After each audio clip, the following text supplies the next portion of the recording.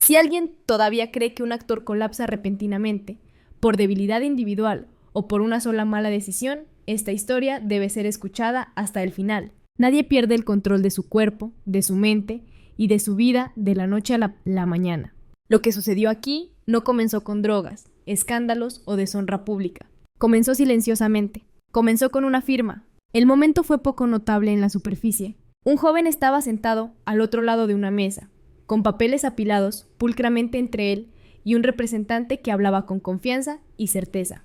El lenguaje era formal. Las promesas eran generosas. Éxito, estabilidad, protección. Un futuro descrito cuidadosamente en términos limpios y tranquilizadores. Lo que no se describió fue el costo. Lo que no se explicó fue que este documento no era simplemente un acuerdo profesional. Era una transferencia de propiedad disfrazada de oportunidad. Durante años, el público vio solo lo que se estaba destinado a ver. Un actor disciplinado, confiable, siempre presente, siempre compuesto. Su imagen sugería equilibrio y control, una figura que parecía encarnar el éxito mismo que la industria celebra. Las entrevistas eran pulidas, las sonrisas llegaban en el momento justo, las apariciones eran impecables, la narrativa estaba completa y era convincente.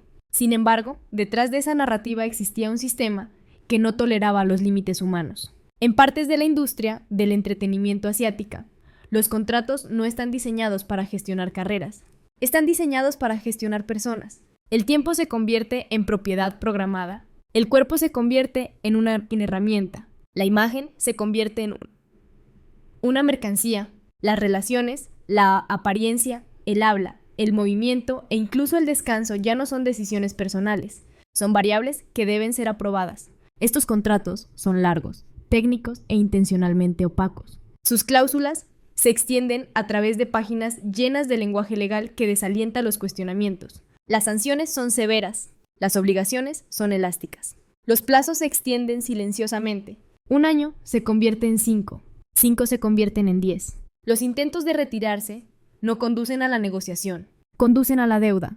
No solo deuda financiera, sino deuda moral y psicológica, enmarcada como traición, ingratitud y fracaso. Lo que rara vez se le dice a la audiencia es cómo se presenta esta estructura. Se le llama inversión. Costos de capacitación, vivienda, alimentos, estilismo, marketing, construcción de imagen. Cada beneficio se registra como un gasto. Cada gasto se convierte en una obligación. El artista comienza a deber simplemente por existir dentro del sistema. Los números no disminuyen, crecen. Con el tiempo, la deuda deja de sentirse numérica, se vuelve emocional. La sensación de nunca haber hecho lo suficiente, la creencia de que el descanso debe ganarse, el miedo de que detenerse significa el colapso.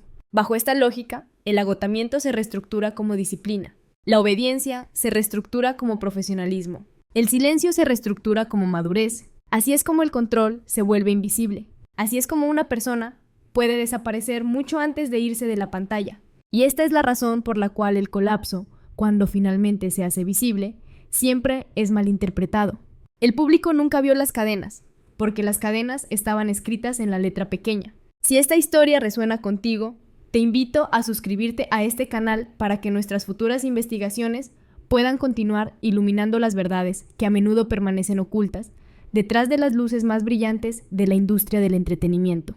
Comparte este video en todas las plataformas donde se reúnan voces, porque la conciencia colectiva es la única fuerza capaz de exigir rendición de cuentas. Unámonos, no con ira, sino con claridad y compasión, para asegurar que lo que le sucedió a Yumenglong nunca se repita. Alcemos nuestras voces para que el silencio ya no pueda tragarse las luchas de aquellos que dan tanto de sí mismos al mundo. El primer mecanismo de control no se anunció como coerción, llegó enmarcado como generosidad, capacitación, vivienda, comidas, transporte, vestuario, entrenamiento, publicidad. Cada elemento fue introducido como prueba de compromiso, como evidencia de que la agencia creía en el futuro del artista. El lenguaje era tranquilizador. La inversión implica confianza. La inversión implica éxito compartido.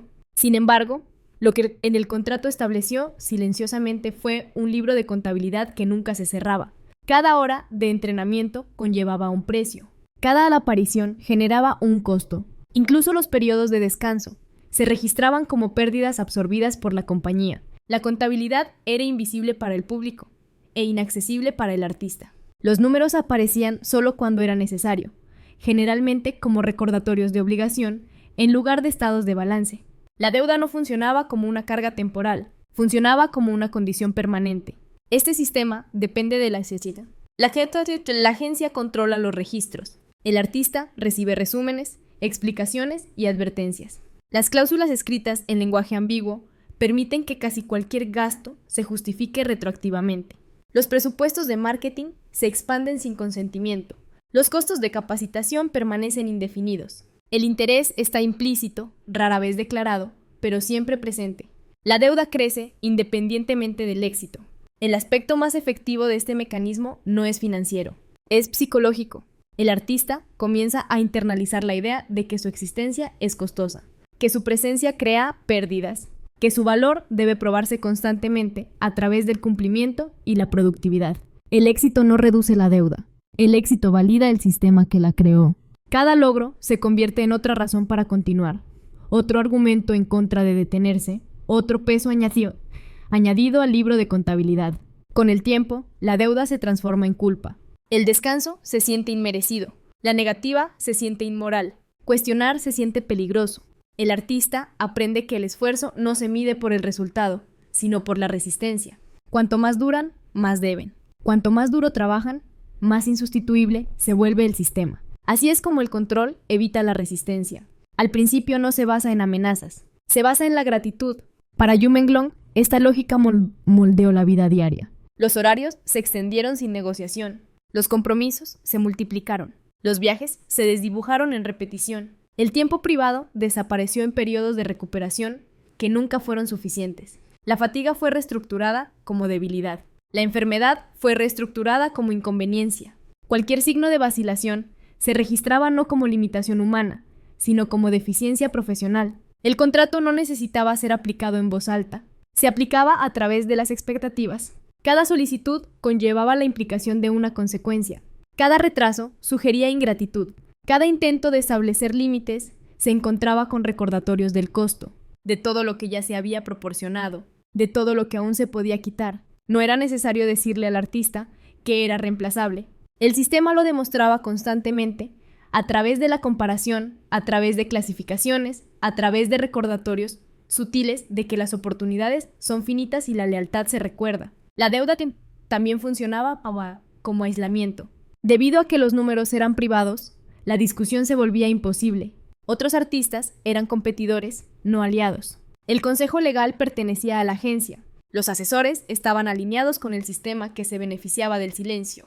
Sin verificación independiente, la duda se volvía hacia adentro. Si la deuda persistía, la culpa debía ser personal. Si el agotamiento continuaba, la resiliencia debía ser insuficiente. Así es como se invierte la responsabilidad. En lugar de cuestionar la estructura, el artista se cuestiona a sí mismo. En lugar de identificar la explotación, busca el fracaso personal. El lenguaje de la obligación se convierte en diálogo interno. No he hecho lo suficiente. No estoy listo para detenerme. Debo demasiado para reducir la velocidad ahora. Incluso cuando llega el éxito público, la lógica no cambia. Los premios no borran la deuda. La popularidad no te otorga ventaja. El contrato nunca fue diseñado para alcanzar el equilibrio.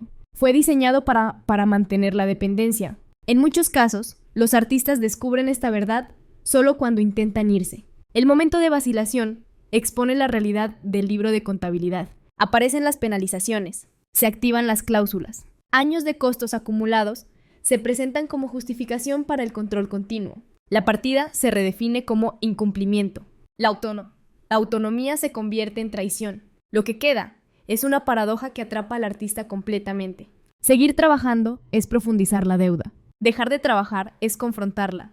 Jumenglong permaneció dentro de esta paradoja durante años. Desde afuera, su carrera parecía estable. Desde adentro, funcionaba como un circuito cerrado. Energía que entra, obligación que sale, sin liberación, sin resolución, sin punto final. La deuda no representaba dinero adeudado, representaba tiempo ya reclamado, elecciones ya entregadas, un futuro ya negociado por otros. No era algo para ser pagado, era algo para ser obedecido. Y una vez que esa comprensión se afianza, el contrato ya no se siente como un documento, se siente como una condena. Él estaba trabajando para pagar por una vida que nunca se le permitió vivir. Cuando el agotamiento se volvió imposible de ignorar, La respuesta no fue alivio, fue ajuste. Dentro del sistema, la fatiga no se trata como una señal de advertencia, se trata como un problema operativo. La pregunta nunca es si el ritmo debe disminuir. La pregunta es cómo se puede hacer que el cuerpo continúe. Aquí es donde el cuidado se transforma silenciosamente en mantenimiento. La solución llega enmarcada como apoyo, tratamientos, recetas, supervisión profesional, medicamentos introducidos como herramientas para estabilizar la ansiedad, regular el sueño, suprimir el estrés y preservar el rendimiento. Cada intervención se presenta como temporal, necesaria y beneficiosa. El lenguaje enfatiza el equilibrio. La realidad enfatiza la función. Para el artista, la negativa rara vez es una opción genuina. Los horarios permanecen fijos. Las expectativas permanecen sin cambios. Las apariciones deben ser honradas. Los proyectos deben proceder. Se espera que el cuerpo cumpla con la demanda, independientemente del costo interno. Bajo estas condiciones, la medicación no existe para restaurar la salud. Existe para eliminar la resistencia. Una vez introducida, se convierte en rutina. La ingesta diaria reemplaza el descanso. La regulación química reemplaza la recuperación. El cuerpo aprende a obedecer señales que ya no controla completamente. Con el tiempo, la reacción se ralentiza. La sensibilidad se entorpece. El rango emocional se estrecha. La capacidad para evaluar el riesgo se ve comprometida. El miedo no desaparece. Se desdibuja en apatía. Este estado no es accidental, es útil. Cuando la conciencia se silencia, los límites se debilitan. Cuando la percepción se altera, la incomodidad se vuelve tolerable. Cuando el agotamiento se gestiona químicamente, la resistencia se puede extender más allá de los límites naturales. El artista permanece visible, la imagen permanece intacta, el sistema permanece ininterrumpido. Lo que surge es un entorno singularmente adecuado para el abuso de poder, no del tipo que produce titulares, no del tipo que deja evidencia clara. Este abuso es procedimental, opera a través de la repetición, la normalización y el silencio. Está protegido por la jerarquía y reforzado por contratos que prohíben la divulgación. Prospera en espacios donde la protesta requiere claridad, energía y credibilidad, todo lo cual se ve disminuido gradualmente. Los relatos detrás de puertas cerradas describen cambios que se volvieron difíciles de ocultar. Lagunas de memoria, retraimiento, fatiga profunda, que persistía incluso fuera de los periodos de trabajo intenso. Una mirada que ya no mantenía el enfoque. Entrevistas llenas de respuestas que sonaban correctas pero se sentían vacías. Palabras pronunciadas a la señal, sin presencia. Nada de esto podía ser reconocido públicamente. Admitir vulnerabilidad habría significado admitir el fracaso. Y el fracaso, dentro de este sistema, nunca es individual. Es contagioso. Reconocerlo sería exponer el mecanismo mismo. En cambio, la respuesta es la contención. La imagen debe ser preservada. Cuando aparecen signos de tensión, la solución no es la transparencia. Es el aislamiento. Las apariciones se reducen. Las interacciones se controlan. La comunicación se filtra. El artista es protegido de entornos sin guión, donde la imprevisibilidad podría salir a la superficie.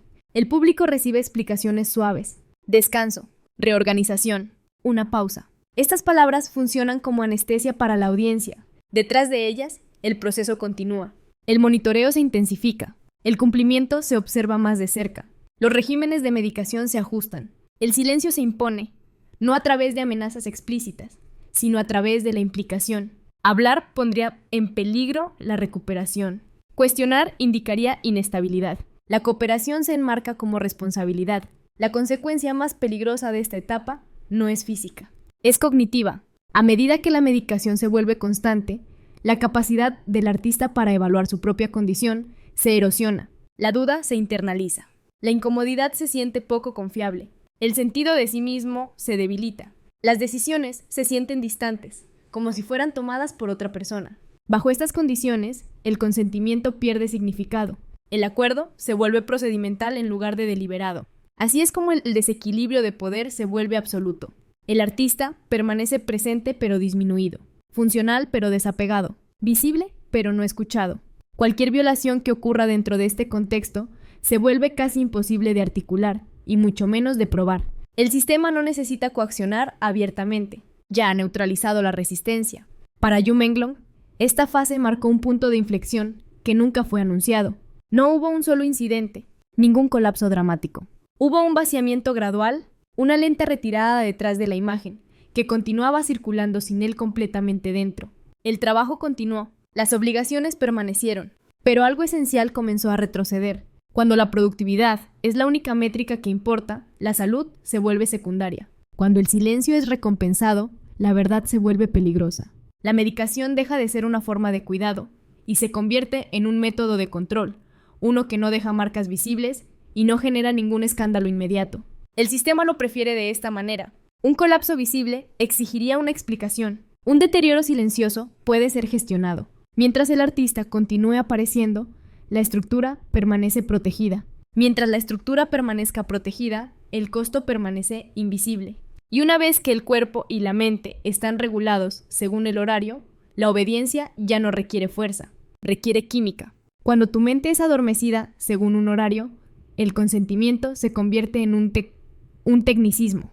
El control no siempre termina en confrontación. En este sistema, a menudo termina en desaparición. Cuando un artista comienza a mostrar signos de tensión que ya no pueden ser completamente gestionados, la respuesta rara vez es el cuidado.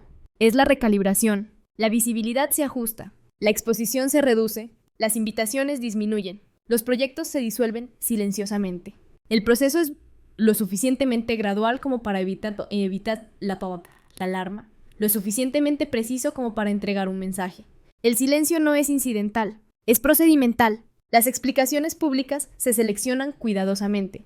Descanso, reflexión, reorganización, palabras neutrales, diseñadas para evitar preguntas. No hay anuncio de conflicto, ningún reconocimiento de ruptura. La ausencia se enmarca como elección, incluso cuando no existe elección. Detrás de esta narrativa, el control no se afloja, se aprieta. Incluso alejado de los reflectores, el artista permanece atado. Los contratos continúan gobernando el uso de su nombre, su imagen y su futuro. El trabajo independiente queda prohibido. Los cambios de carrera son bloqueados. Hablar abiertamente se convierte en una violación. El documento que una vez prometió oportunidad, ahora funciona como una barrera contra la reinvención. Así es como el borrado se convierte en castigo. Desaparecer dentro de este sistema no es ser liberado, es ser contenido. El artista está lo suficientemente presente como para ser restringido, lo suficientemente ausente como para ser olvidado. Las oportunidades se evaporan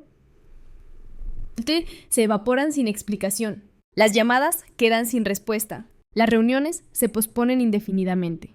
El nombre se vuelve inconveniente, no por talento, sino por asociación. El sistema no necesita declarar el exilio, simplemente deja de reconocer la existencia. La presión legal refuerza este estado. Abogados alineados con la agencia monitorean la actividad. Cualquier intento de reconstruir se interpreta como amenaza. Los litigios no siempre se persiguen para ganar, se persiguen para agotar.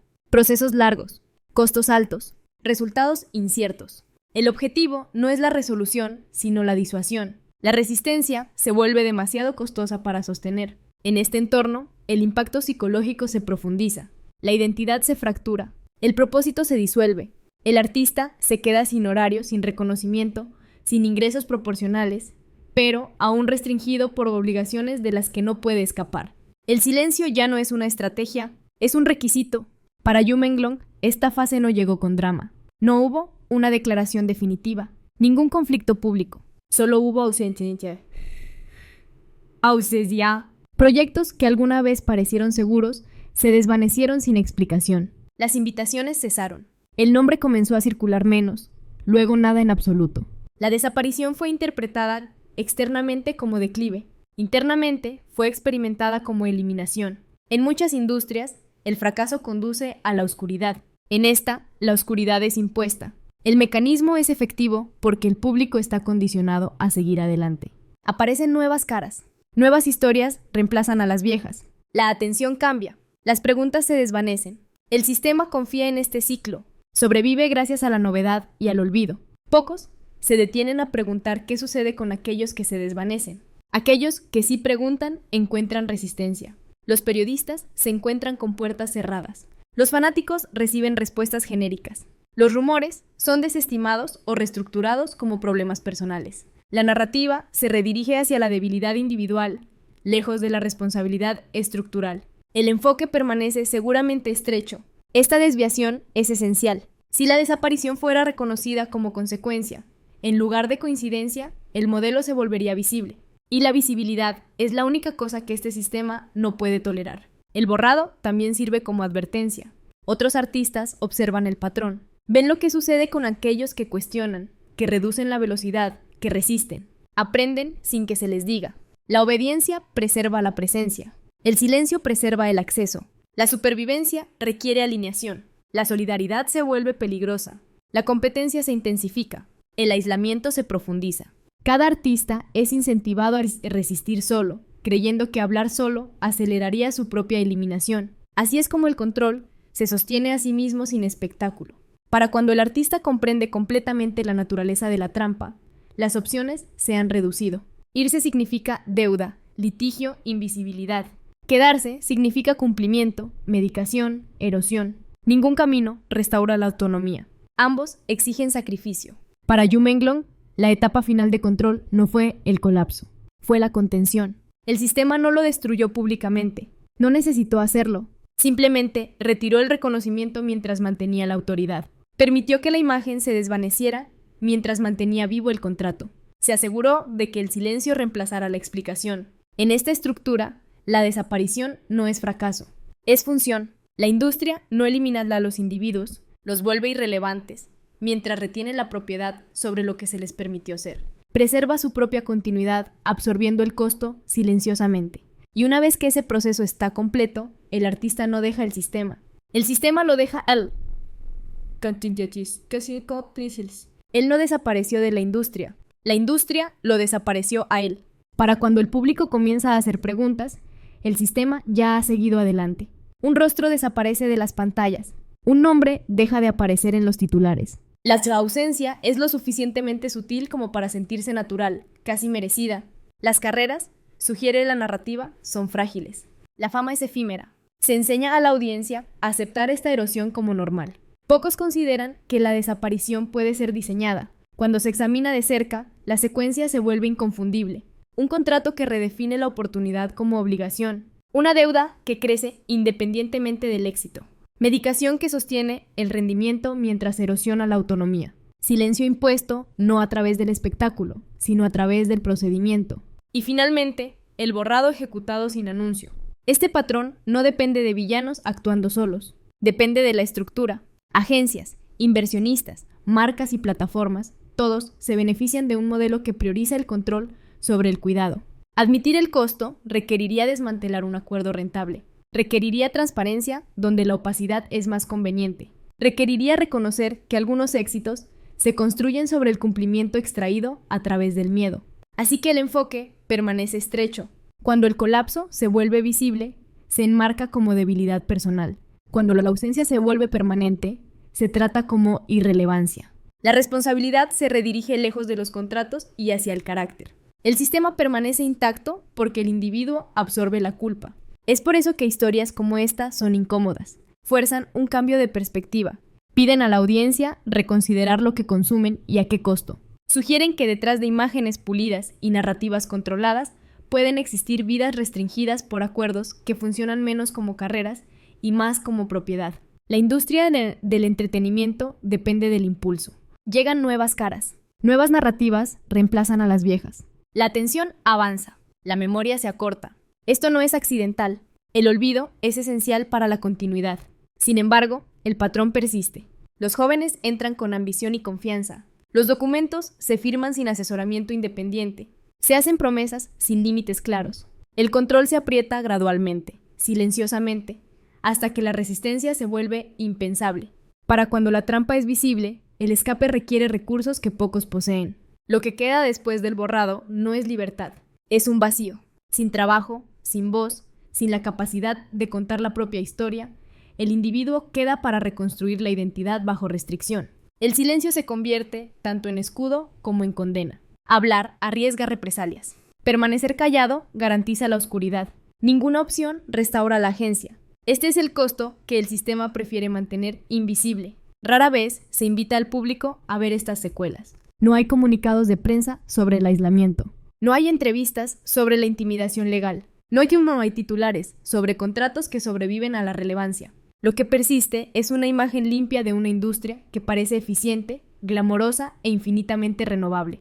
Pero la renovación tiene un precio. Toda estructura construida sobre el control extremo finalmente revela sus fracturas. Todo sistema que trata a las personas como activos acumula daños que no puede contener completamente. La pregunta no es si existen más historias como esta. La pregunta es cuántas permanecen sin ser escuchadas. ¿Y cuánto tiempo continuará el silencio, protegiendo a quienes se benefician de él? La pregunta final no es qué le sucedió a Yu Menglong, sino cuántos están todavía atrapados donde nadie puede ver.